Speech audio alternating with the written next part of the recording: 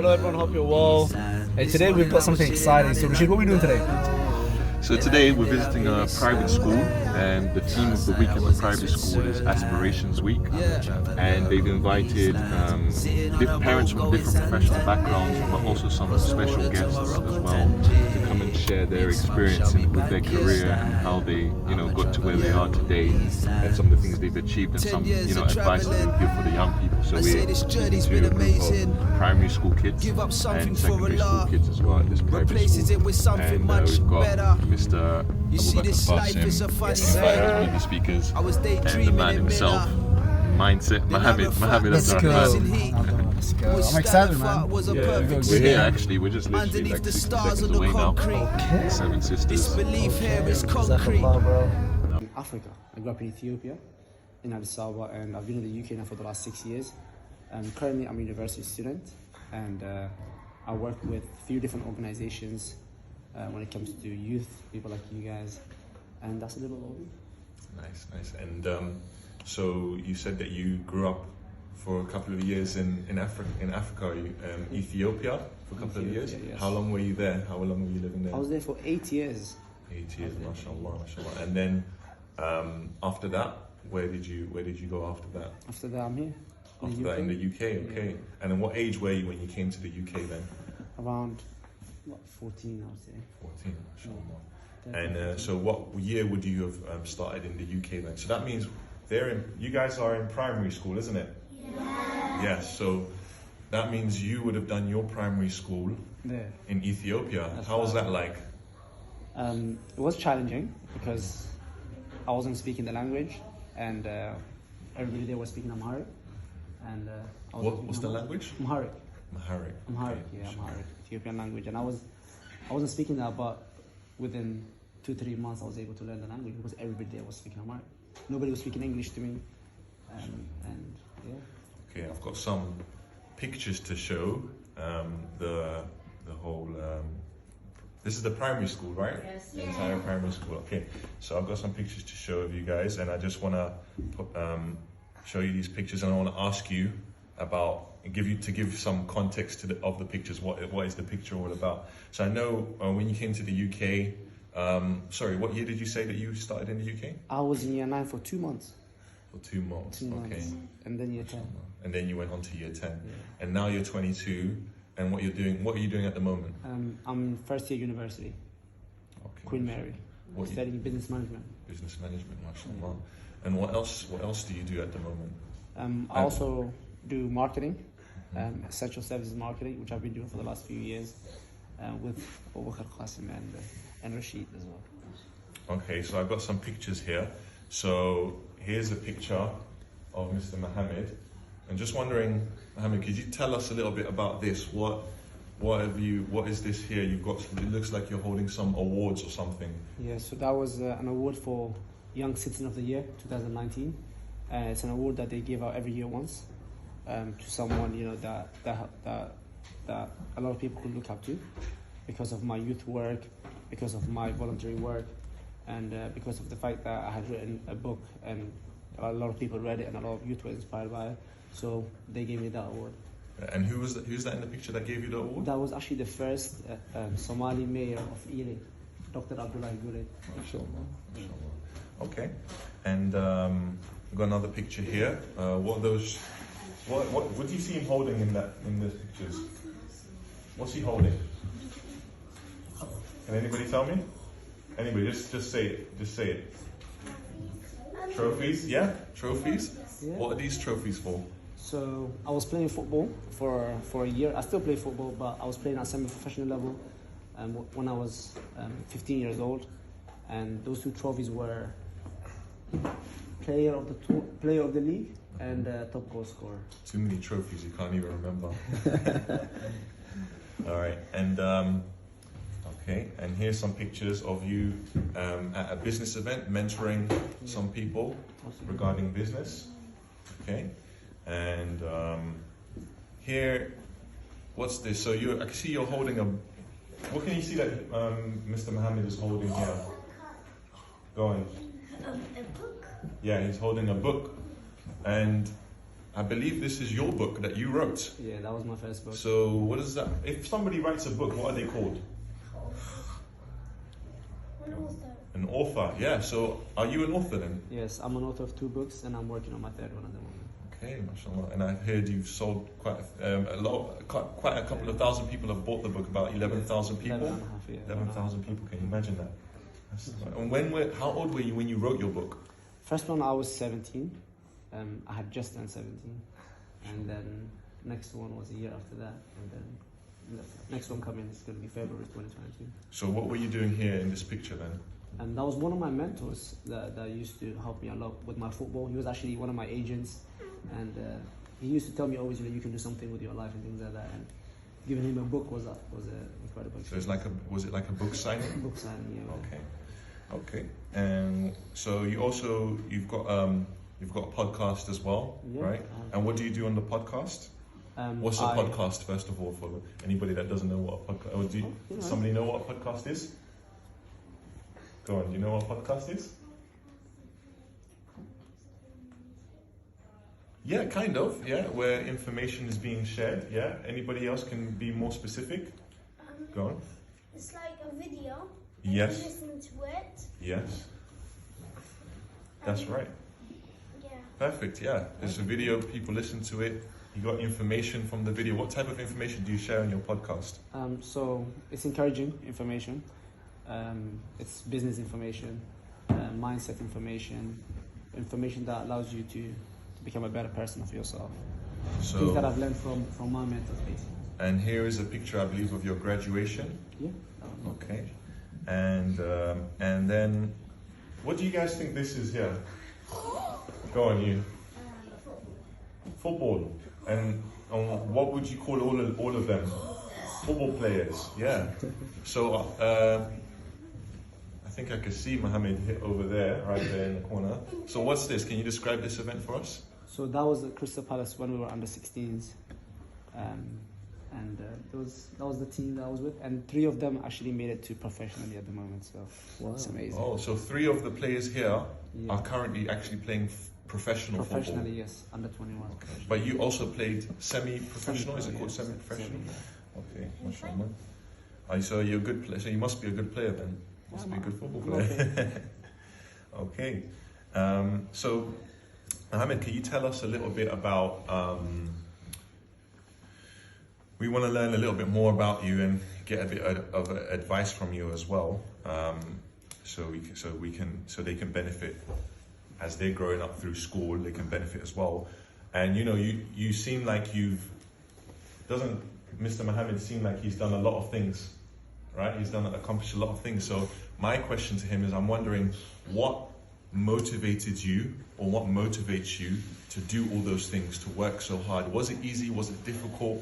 And what gets you, inspires you to do that? And who were some of the people that mentored you or that taught you, and how did they shape your life? So break it down. So, for example, what inspired you to write a book? How easy was that, or how difficult was that? And who were some of the people behind that mentoring you? The book was actually one of my mentors, and one day he just said to me, Mohammed, if you were to die today, what would people remember you for?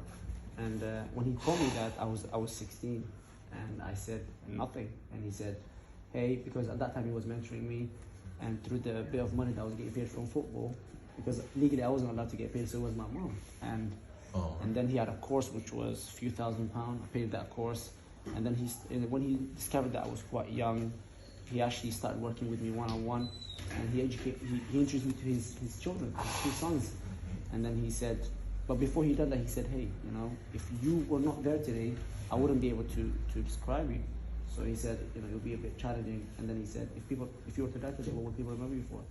And then I said, what do you mean? Then he said, you have to do something. You have to write something. You have to create a course or a program type. And so he encouraged you to write the book. And before he encouraged you, when the idea of writing a book, did it seem easy to you before he encouraged you? No. Okay, but he inspired you to try and write a book. And what was that process like? Was it difficult, or was it? It was difficult. A lot of nights, 2-3 a.m. writing. So if it was difficult, why did you still do it?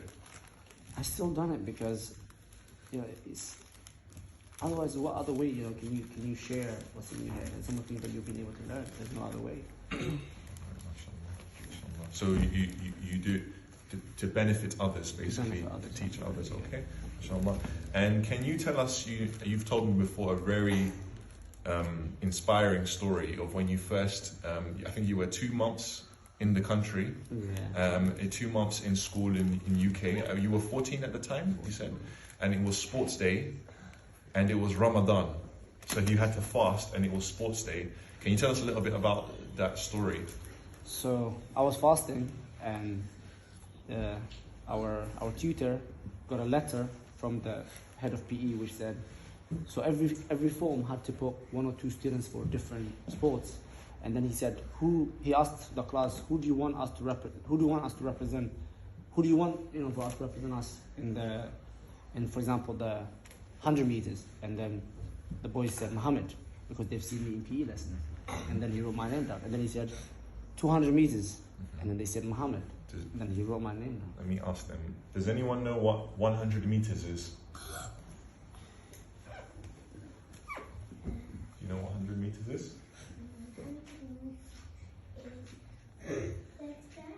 Yeah. And what do they do in an event called 100 meters? What do they do? Sprinting. Yes, running. So it was a. You can get out of breath very easily. Yeah. Okay. So you did 100 meters, 200 meters. And then he said 400 meters, and then the boy said Muhammad again. And then he wrote my name down, and then he said 800 meters, and then he said Muhammad again. And it was Ramadan. And it was Ramadan. So if it was Ramadan, what was he doing then? Go on. He had to keep on running. He wasn't allowed to drink any water or eat any food. What do you call that when you're not drinking water or not eating when you're fasting? Exactly. So you were fasting whilst you were running your races on sports day. Yeah. Okay, and then what happened? So you signed up to how many races? So I actually signed up for 6 races, and then. And what happened? And then. Does anyone want to know what happened when he raced? Okay, go on. What happened? So, from the 6, my tutor actually, because he was an art teacher, he said, Muhammad, are you not going to be fasting? Is it not Ramadan? I said, yes, I will be fasting. And then he said, I don't think you're going to be able to do this. He said, you know, I've never had something like this. But he said, don't worry, I will always be running on the side, you know, with a bottle of water for you if you collapse. And I said, okay. So he said, he was saying, I'm going to be running on the side of you with a bottle of water, and in case you want to break your fast, because you might collapse running. Exactly. Right. But then, what happened in that? Well, then what happened in reality then? Yeah, and then I ended up winning. From the 6 races, I won 6 medals. Wow. The first 3 were gold, and then 2 silver and a bronze. And then a lot of my friends, by the way, had broken their fast that day. For that, yeah. And actually, what happened was after that. So wait, how many medals did you win? 6 medals. Yeah. And you said that. So the teachers were telling you maybe you want to break your fast because it's supposed to be, and you said that actually a lot of your friends had broken their fast. Yeah. But you didn't break your fast, and you won 6 races. Yeah. MashaAllah. So what did you learn that day? Like what lesson did you learn that day? If you stick by what Allah has told you, it becomes easier. Whatever you do becomes easier. Allah makes it easy for you. And then actually, what happened was there was 2 boys that didn't show up for 2 other activities, javelin and shot put, activities I've never done before. And then my tutor came to me and said, hey Muhammad, do you mind if you do this? And I said, I've never done this. He said, they will show you how to do it. And then I won 2 other medals from those 2. Wow. Yeah. And you told me that you won so many races that they stopped you from doing other races. So the following year, so that was in year 9, and then year 10, when it was 1 month, left for sports day. In a class, I was in a class, and then the head of PE came to me and said, "Hey Muhammad, 1 month we have sports day, and about 25 students have complained about you that you should not do as many activities as you want." And I said, "What do you mean?" And then he said, "You should only allowed to do a few activities." And then another teacher spoke on my behalf, and I was only allowed to do four races. Okay, so let's see if we can remember about Mr. Mohammed. So I remember one. I remember that he's got an award for Young Citizen of the Year, right? Is that what it's called? In the borough of Ealing. Does anyone else remember what Mr. Mohammed has done? He done 6 races. 6 races, and he won medals for those races. He wrote a book. Okay, mashallah, that has been read by at least 11,000 people. He ran whilst he was fasting. MashaAllah, yeah, he ran whilst he was fasting. And then something about a sport, something about kicking a ball. This girl's been waiting to talk for a long time. Yeah?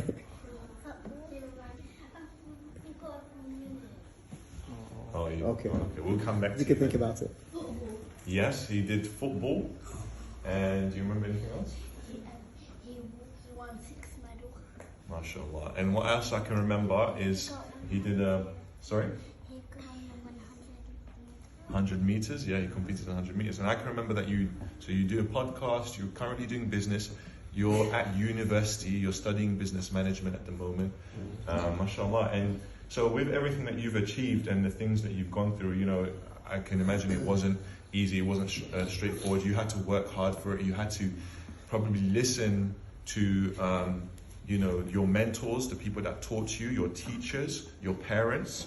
So can you give us like a couple of pieces of advice, at least, or you know, at most 3, or even if it's just one piece of advice?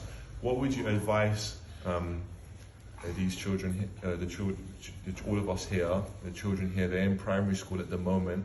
What would you advise them in terms of, you know, being able to fight your nafs, you know, because, you know, these things that you do, that you can do in life, they're not easy to do as well, isn't it? And you've memorized some Quran as well, right? Yeah. How many juz? So when I was 12 was the first time that I finished the Quran, and then now I memorized half. So he's memorized about half of the Quran, mashallah, mashallah. Okay, so what would those pieces of, what's some advice that you would give for our students here, for the young students here? Number 1, you have to listen to your parents, because your parents know a lot, and I mean a lot. So number 1, listen to them, and number 2, you have to listen to your teachers. Okay, you have to listen to your teachers, because some of your teachers will actually see potential in you, and they will encourage you. Okay, and if you see a teacher pushing you, just always know they're doing that for your benefit. Okay, so that's the second. And the third is you have to always try to pray your salah. Okay, because if you do that, everything else becomes easy. MashaAllah. Thank you very much, Mohammed. Thank you for coming down. MashaAllah. Say Jazakallah khair. What's up, MB? It's Savik from Switzerland. Man, you were an amazing guy. MashaAllah. Keep up the good work. What a journey. Walk with me. This morning I was chilling out in London. Oh. Then I ended up in Istanbul. Last night I was in Switzerland. I'm a traveller on these lands. Sitting on a boat going Santander. Cross the border to Morocco, Tangier. Text from Shabby, Pakistan. I'm a traveller on these lands. This morning I was chilling out in London. Oh. Then I ended up in Istanbul. Last night I was in Switzerland. I'm a traveller on these lands. Sitting on a boat going Santander. Cross the border to Morocco, Tangier. Next month shall be Pakistan. I'm a traveller on these lands. 10 years of travelling. I say this journey's been amazing. Give up something for Allah, replaces it with something much better. You see, this life is a funny thing. I was daydreaming in Mina, then Arafat in the blazing heat. Muzdalifah was a perfect sleep, underneath the stars on the concrete. This belief here is concrete. Allah, look at what you done for me. Seriously, look at what he done to me. I wish I could stop all my sins. I conceal them cause they're embarrassing. I'm ashamed of my bad deeds, but that will never stop me getting on my knees. This morning I was chilling out in London. then I ended up in Istanbul. What a life. Last night I was in Switzerland. I'm a traveller on these lands. Sitting on a boat going Santander. Cross the border to Morocco, Tangier. Next month shall be Pakistan. What a life. I'm a traveller on these lands. Life of a traveller, journeyman crossing different lands. Can't live this life with a closed fist. Feel like the young boy in The Alchemist. Rather sit with animals than humans. Cause it's like these humans ain't human. It's like their hearts ain't even red. You can't justify that type of bloodshed. And they could never get inside my head. Too comfortable with the man I am. Powerful, firm on his feet I stand. Their weaknesses, I don't understand. The streets already taken way too many. Cancer already taken way too many. I continue on this journey, soldier, with some mayor on my shoulder. This morning I was chilling out in London, oh. Then I ended up in Istanbul. Last night I was in Switzerland. I'm a traveller on these lands. Sitting on a boat going Santander. Cross the border to Morocco, Tangier. Next month shall be Pakistan. I'm a traveller on these lands. This morning I was chilling out in London, oh. Then I ended up in Istanbul. Last night I was in Switzerland. I'm a traveller on these lands. Sitting on a boat going Santander. Cross the border to Morocco, Tangier. Next month shall be Pakistan. I'm a traveller on these lands. Switzerland, yo, man, you an amazing guy. Mashallah, keep up the good work. What a journey. Walk with me. This morning I was chilling out in London, oh. Then I ended up in Istanbul.